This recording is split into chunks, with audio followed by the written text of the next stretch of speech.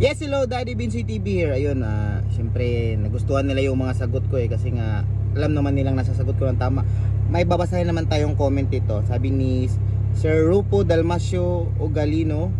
Ayan, sabi ni Sir Rupo, boss, question, ilan ba niligawa mo noong nasa RTC ka? Ito yung mga gusto kong tanong, yung mga ganitong tanong ba? Ganito boss, ito totoo to.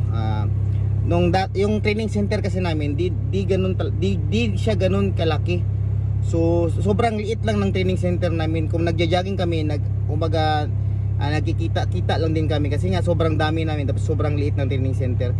Pag doon ka sa training center, hindi ka talaga maliligaw boss. Kasi nga sobrang liit lang, at saka madali lang kayong magkita ng mga classmate mo ba kasi nga maliit lang yung training center.